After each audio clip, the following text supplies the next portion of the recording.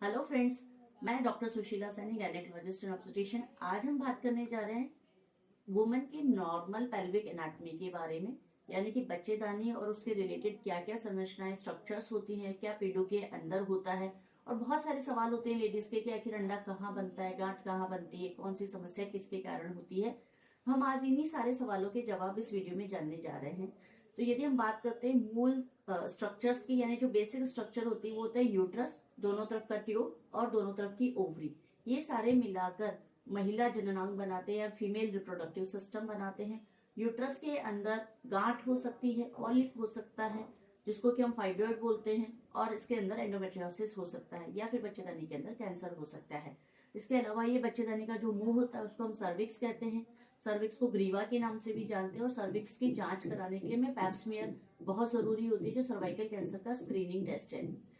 दूसरा, जो ट्यूब्स होती हैं, ट्यूब्स के अंदर सूजन आ सकती है, ट्यूब्स ब्लॉकेज हो सकती हैं, और ट्यूब्स के अंदर पानी की गांठ भी बन सकती है। और ये ट्यूब्स ओवरी के अंदर जो भी अंडा बनता है उसको इसके फिम्ब्रिया पकड़कर अंदर ले जाते हैं और बच्चेदानी के अंदर तक ट्रांसपोर्ट करते हैं।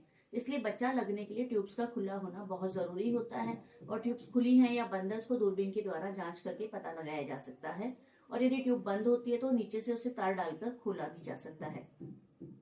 तीसरी स्ट्रक्चर होती है ओवरीज। ओवरीज यानी कि अंडादानी या अंडाशय। अंडाशय के अंदर अंडे बनते हैं। महीना जब भी शुरू होता है उसके 5वें 6ठे दिन के बाद अंडा बनना शुरू होता है। 14वें दिन के आसपास इसका साइज मैच्योर हो जाता है और 20 mm के आसपास पहुंच जाता है, और जो उसके बाद ये अंडा रप्चर हो जाता है, यानी कि अंडा फूट जाता है।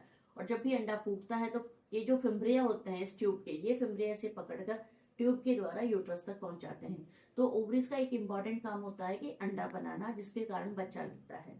दूसरा इंपॉर्टेंट काम होता है कि हार्मोन्स बनाती हैं, जो ईस्ट्रोजन और प्रोजेस्टेरोन, जो फीमेल हार्मोन्स होते हैं वो ओवरीज के अंदर ही बनते हैं, और उन्हीं के कारण जो फीमेल का जो डेवलपमेंट होता है वो ईस्ट्रोजन और प्रोजेस्टेरोन के कारण ही होता है। अंडे दाने के अंदर एंडोमेट्रियोसिस हो सकता है, जिसको कि चॉकलेट सिस्ट कहते हैं। सिंपल गांठ हो सकती है, पानी की गांठ हो सकती है, या फिर डर्मोइड सिस्ट हो सकती है, या ओवरी के अंदर कैंसर भी हो सकता है।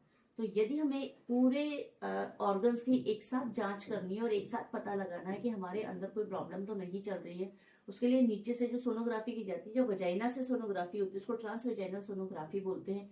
उसके द्वारा आप अच्छे से पता लगा सकते हैं कि यूट्रस के अंदर, ओवरी के अंदर या ट्यूब के अंदर किसी प्रकार की कोई समस्या तो नहीं बन रही है।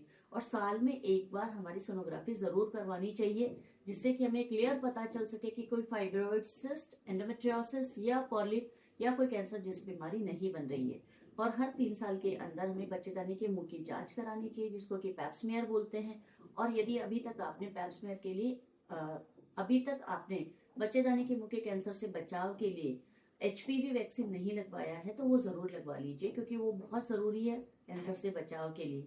तो ये जो बेसिक स्ट्रक्चर्स होती है इनका समझना इम्पोर्टेंट होता है कि बच्चा क्यों नहीं लग रहा है, महीना ज्यादा क्यों आ रहा है या कम क्यों आ रहा है, या पेट में दर्द क्यों हो रहा है। तो ये सारी कारण इन्हीं बीमारियों के कारण होते हैं, जिनको कि आप सोनोग्राफी से और गायनिकोलॉजिकल चेकअप से समझ सकते हैं। Thank you.